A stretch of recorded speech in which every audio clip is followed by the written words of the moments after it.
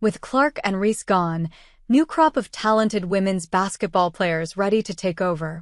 Caitlin Clark and Angel Reese helped bring women's basketball to new heights over the past 2 years. While there may be a ratings dip from last season's record high, there are plenty of talented players like Paige Bueckers, Juju Watkins, Deja Kelly, and Hannah Hidalgo ready to continue the rise. I know we lost some great ones in Angel and Caitlin, but we gained so much more. We gained so much more talent, skill set, and marketability, South Carolina coach Dawn Staley said. I'm really looking forward to it. I'm glad it's happened during a time in which I can attest to it. I can share with other people who are just now tuning in. Watkins, a Los Angeles native, draws attention at home games at Southern California, which routinely sell out and have been known to have a celebrity crowd.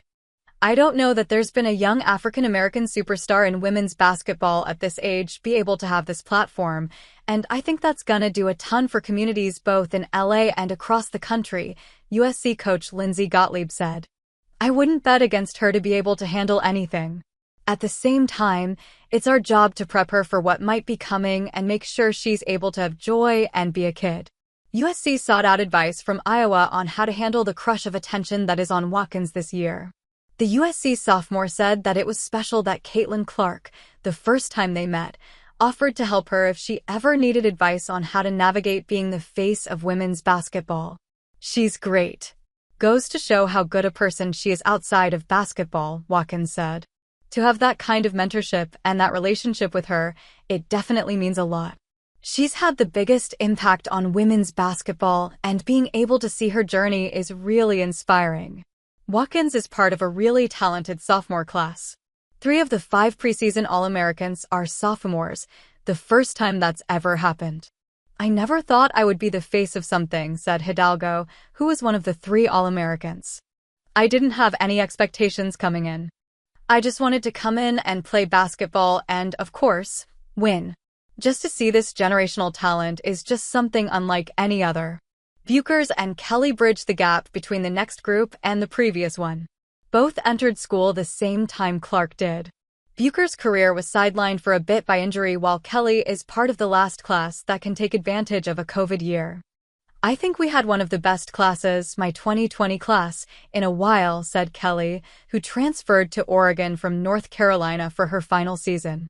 And obviously, with half of them entering the draft last year, you still have a good amount still in school. I don't want people to forget that. A decade ago, the exceptional players would only be at a handful of schools, but now they are more spread out across the country, giving more people a chance to witness their stardom. It's also helped having more games on TV and players getting more exposure through name, image, and likeness at an earlier age. I just think there's a whole lot of stars that are just waiting to explode, NC State coach Wes Moore said. And with the exposure and coverage that we're receiving now, there's going to be a whole lot of new stars coming out. Kelly sees that the sport is in good hands and will continue to flourish even when the rest of her class is gone. Everyone at their respective schools is doing a really good job of making a name for themselves, Kelly said. And we have, like I said, a lot of big names in college still that are looking to enter the draft this year, and it's going to continue to come. So I think women's basketball is in a super good spot.